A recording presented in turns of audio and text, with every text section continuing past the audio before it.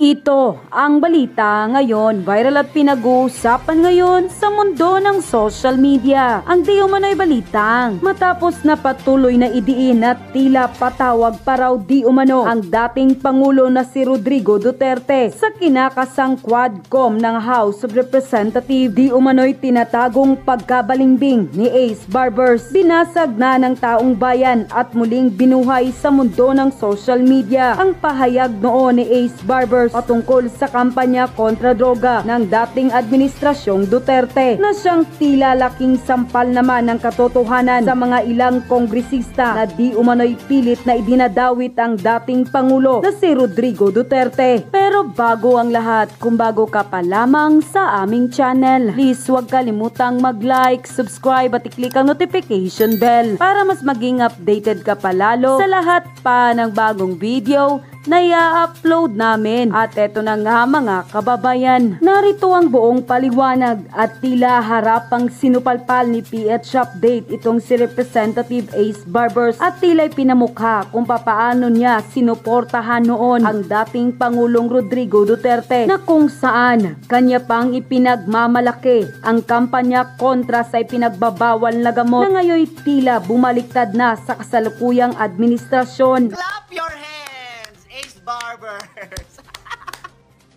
Tama! Ace Barbers!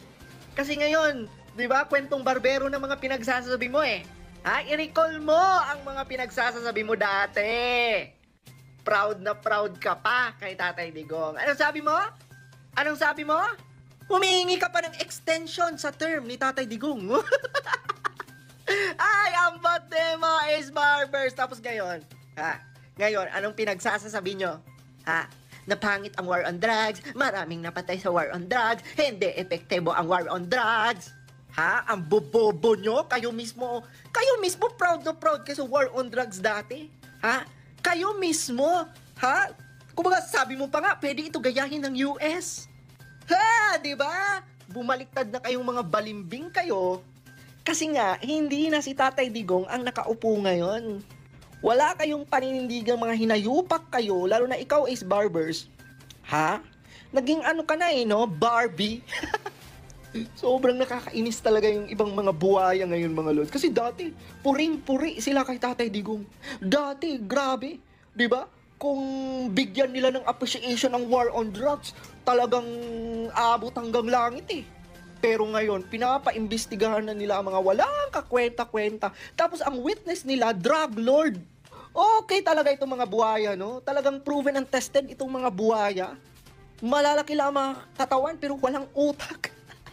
Buti pa, di ba? Buti pa si Congressman Richard Gomez, di ba? Talagang lantaran niyang sinabi na effective at maganda ang war on drugs. Pero itong mga buhaya na to, lumaki na lang yung mga tiyan nyo. Palakihin nyo rin naman ang mga utak nyo. Lumabas ang balitang ito ay hindi naman mapigilan na madismaya ng marami sa ating mga kababayan na magbigay ng kanilang hinaing at komento sa mundo ng social media. At ayon pa sa kanila, grabe talaga ang pagkabalingbing ni Ace Barbers, sukdula na. Wala na talagang bayag ang kongresista na ito. Walang panindigan sa kanyang mga pahayag. Noon, grabe pa ang paghanga niya sa dating Pangulo na si Duterte. Ngayon ay kumambyo na talaga, tila'y pinagmalaki pa talaga niya. Mahiya ka naman sa taong bayan. Hihinto nyo na yan. Walang kwentang hearing na yan. Sayang lang ang pera ng taong bayan dyan. Gumising na kayo sa katotohanan. Huwag magpadala sa pera. Puro busog ang mga kongresista ngayon dahil kay Tamba. Ang masaklap pa, tax ng bayan yan. Unahin nyo ang totoong problema ng bayan bago ang walang kwentang hearing para lang masira ang imahe ng mga Duterte. Sobrang nakakahiya na kayo. Ang mga bumaliktad na mga politiko, may milyong presyo, milyong reward. Ang nakakasakit kaya ang binayad sa kanila galing sa kaban ng bayan na buhis at kontribusyon sa mga nagtrabaho, nagpapawis na mamamayan. Kahit sinong matinong tao ang tanungin, nung time ni Digong hindi ka matatakot na maglakad sa kahit anong oras sa gabi. Pero ngayon, lahat ng masasalubong mo o madadaanan, may duda ka na. Proud ako na may isang presidente na tulad ni PRRD na may malasakit at plataporma noon. God bless. Ngayon, nakakatakot na lumabas ng bahay sa gabi. Bangag pa mga congressman. Time ni Tay Digong, sobrang nakahinga. Isa kami sa nagpapasalamat, lalo na't katulad kong nanay na may anak na nag-aaral sa Manila. Dahil nakakalakad talaga ang anak ko ng gabi. Di nakakatakot. Kaya si Tay Digong the best. Gusto nilang kasuhan talaga. Mahiya naman kayo. Pilit talaga niyong gustong ipahiya eh. Kahit anong gawin ninyo, wala na sa amin yan. Kahit anong sira ninyo, nakabaon na sa isip namin ang ginawa ni Tay Digong na pagmamahal sa mga taong sakop niya. Mahal namin ang mga Duterte dahil sila ay may puso. Unquote. Kaya nga 'di ba ang ating mga nakarating sa atin mukhang may lilipad. Kwentuhan mo yung mga palangga natin. Excited sila sa mga lilipad o nagliliparan na sila ngayon sa Malacanang dahil sila mismo ay naggugurguran. Oo, nako. Mukhang may lilipad. Uso pa naman Halloween ngayon, manananggal. Sila sa tanas. Sila sa tanas lumilipad.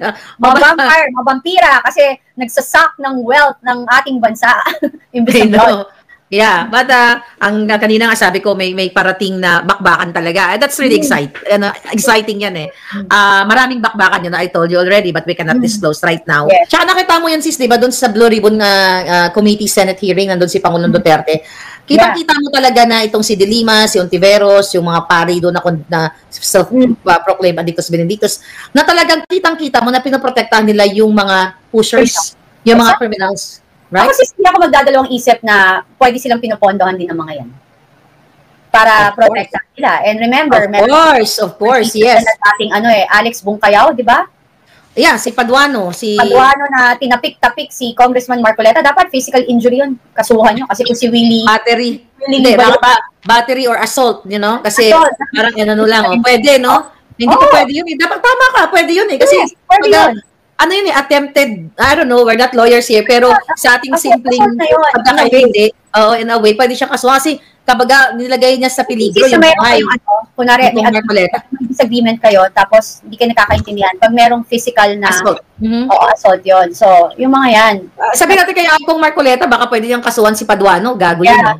Correct. May nagsasabi dito sabi ni paano kung si Colonel Giraldo ay may tinagong voice record habang siya ay kinakausap nila Dan Fernandez at ni... Hindi natin alam. Kaya, Colonel Hector Grijaldo, you're welcome here. Interviewin ka namin ni Cathy kung gusto mo.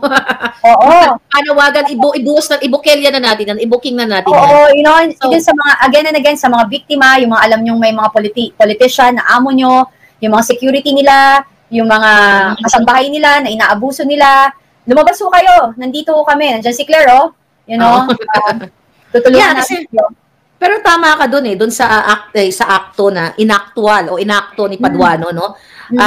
Pwede talagang physical assault 'yon, mag-under siya sa category ng physical assault and verbal. Di pa natin narinig yung yung behind the scene kasi usually pinapatay nila yung mikropono. Pero by just yun ang pagpapakita pa lang, yung pag gustong niyang galit na galit, gustong manakit kay Kong Marcoleta, alam mo naman si Kong Marcoleta, mabait siguro. Pero naglabas isang video nun.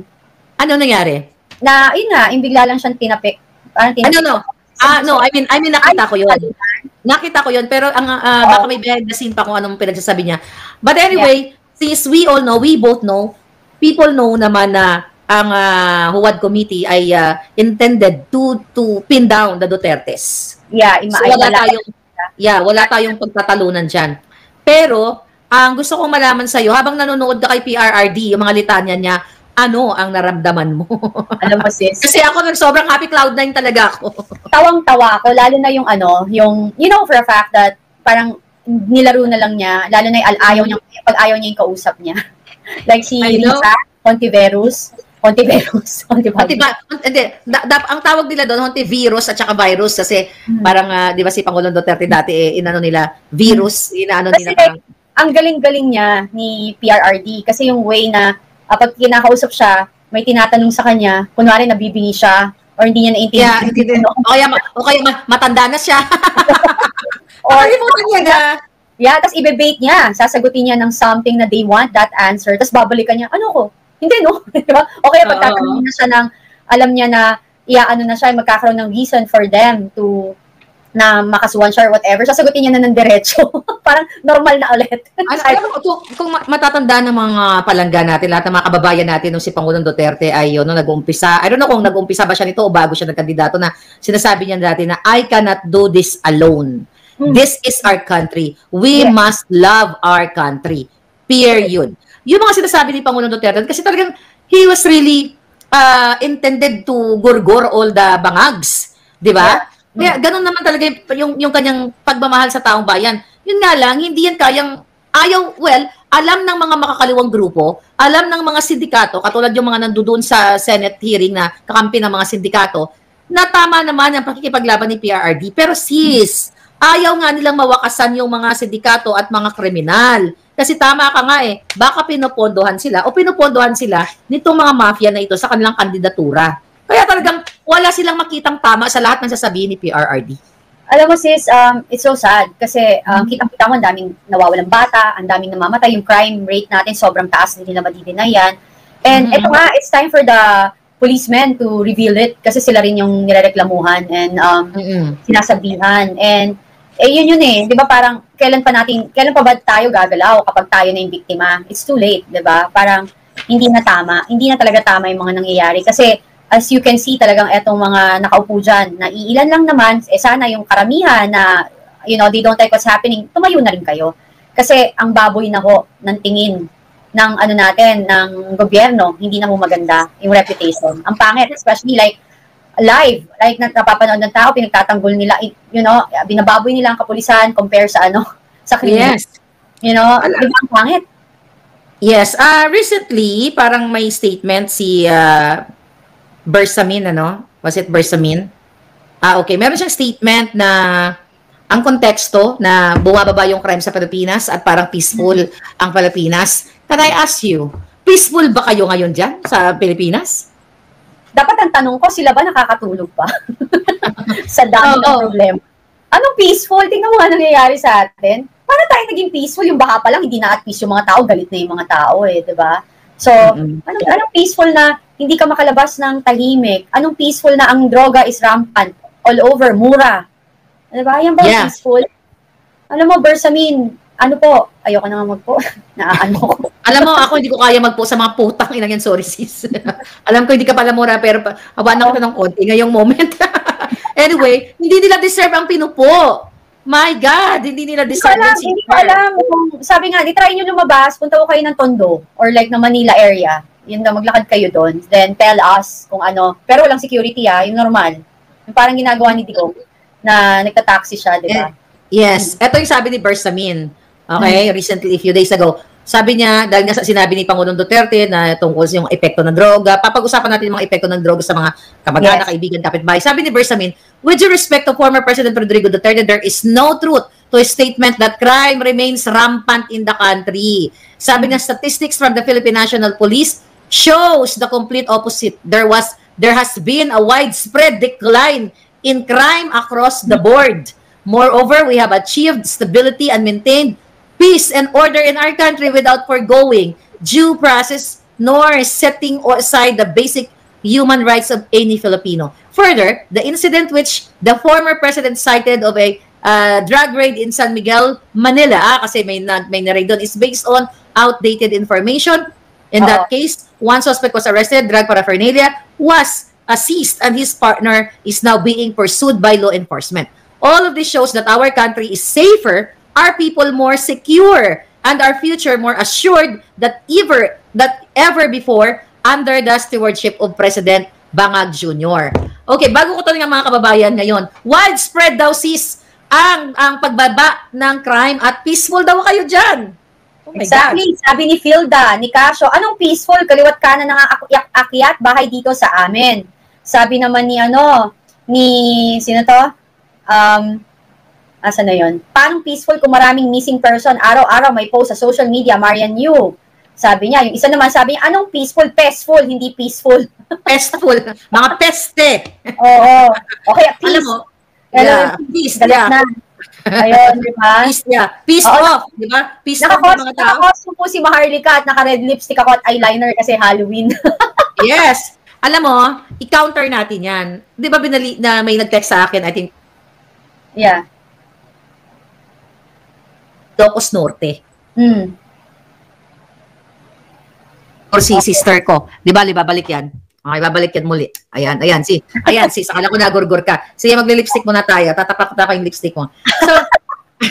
So, sa San Nicolas, may nagurgur doon si Maki Barba in connection sa election. Di ba? Itong parating na election. At itong Barba na ito ay related kay Congressman Angelo Barba na pinsan ni Bangag.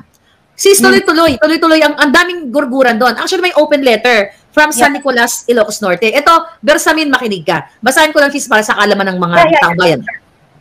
An open letter to His Excellency, the President of the Republic of the Philippines, Bangag Jr. Ako na nagsabi ng Bangag. Sabi ito, Dear Mr. President, greetings of peace and unity. I write to you as a concerned citizen of San Nicolas, Ilocos Norte, a place that is not only your home province, but also one that carries the hopes and aspiration of its residents, especially during these challenging times.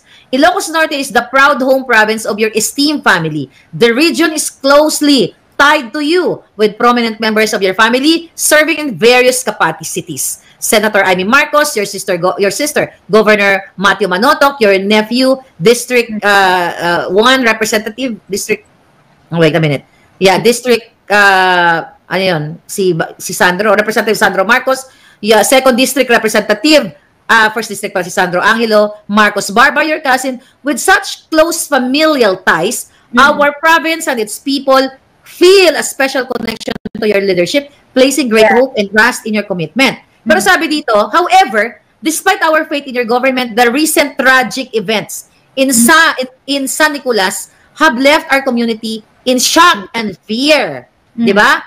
Within a short span of punong barangay, one punong barangay from 5 and one from 6, who also held the esteemed position of Liga ng mga barangay president and a direct relative of Congressman Barba, tama, kamag-anak ni Barba, have lost their lives under the suspicious circumstances together with 2 young civilians who were brutally gunned down. Moreover, other barangay captains in San Nicolas are reportedly receiving death threats, heightening the fear and unrest among residents and local leaders. Anyway, sabi ito, the incidents are deeply unsettling and strike at the very heart of the peace and order that we aspire to maintain in Ilocos Norte. You know what? Hindi ko na mabasa, medyo baba. Pero ang sentimiento nila, to counter that, na sinabi ni Bersamin, na tahimik, widespread peace and order, mismo sis, sa bayan ni Bangag, sa San Nicolas, ay rampant ang gurguran. So, sinungaling talaga itong gobyernong ito, sis. Ayan, sulat yan, available yan sa social media na may gurguran sa San Nicolas Kamag-anak pa mismo ni Congressman Angelo Barba.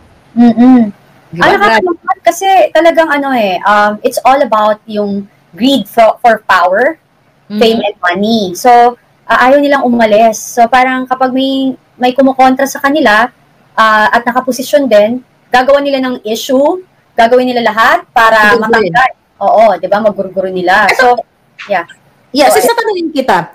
Kasi itong namatay na si Maki Barba, barangay captain at liga ng mga barangay leader yata. Tatlo sila. Di ka ba nagtataka? Nabalag ko na to. But I want to ask you as an ordinary warrior, okay? Di ba dapat nasa bayan nila to? Ilocos Norte to, o di ba? Sa mga kababayan ko, mga Ilocano dyan, mga naimbag na rabii. Yan lang naman ang alam na sabihin nila, Aimee. Di ba? Mga kakailian. Parang si Risa Antiveros lang na salamat kaayo. But anyway, going back, walang pronouncement si Marcos Jr., si Lisa Tanas, hayaan mo na si Lisa Tanas, di naman, lagi na, si Aimee, si Sandro, wala sila talagang condolences dito sa mga namatay. Hindi ka ba nagtataka? Ikaw, hindi ka ba nag-iisip? Dapat meron, kasi especially kung kamag-anak mo. Diba? Kamag-anak ng pinsan niya, parang hindi siguro connected, pero kamag-anak ng pinsan niya, pero doon yun sa baluarte mo Exactly. Doon yun sa bayan mo Right? Yeah, kahit sabihin mo kaaway mo yan kung may namamatay, di ba? Ganun yun Well, it's a sign of, parang senyales yun na hindi talaga sila magaling or maayos na leader ng ating bansa. Ganun na kasimple, sis. Kasi pinipersonal nila yung mga bagay, di ba? Ang dami nagsasabi na, sa totoo lang, ginagantihan nila ang mamamayang Pilipino kasi kaya ginagawa nila to lahat. Kaya sila nagnanakaw, kaya sila, alam mo yun, inuubos nila ang pera ng bayan. Yes, inuubos sila kasi for how many years, nababoy daw sila, you know. So it's not, Uy. di ba? Parang, Sila bumaboy ng Pilipino. Mawalang exactly. iya. And you know what? It's not permanent. Everything That's is temporary. Walang permanent. Ultimo, Baka anytime lumipad na yan, mga yan. Paliparin na baka natin. lumilipad na. Paliparin na natin ang mga jutang Jennifer. Saka, ang daming Christian lubutan dyan sa Congress. Naku po. Ay, nako, explain mo yan sa ating mga kababayan. Diba? Ano naman mga lubutan dyan? Mga lubot nila. Oo, nilubot Ano gagawin? lubutan na. Kasi maraming nag-post. Yeah, go. May nakarating din sa akin na mukhang nagbabaliktaran na. Kasi parang nararamdaman nila na may lilipad at may lilipad, may agilang, you know. Yeah. Parang gano'n no? Yeah, the Phoenix, Yeah, Phoenix go ahead. which is PRRD, and the Eagle will soon fly. At yun na nga mga kababayan, ano na ang masasabi mo? Kung mayroon kayong hinaingat komento patungkol sa balitang ito, please comment down below. Pag-uusapan natin yan sa comment section. At kung nagustuhan nyo ang video, ay huwag kalimutang mag-like at i-share na din para mas marami pang makaalam at umabot ito sa marami sa ating mga kababayan. Maraming salamat po!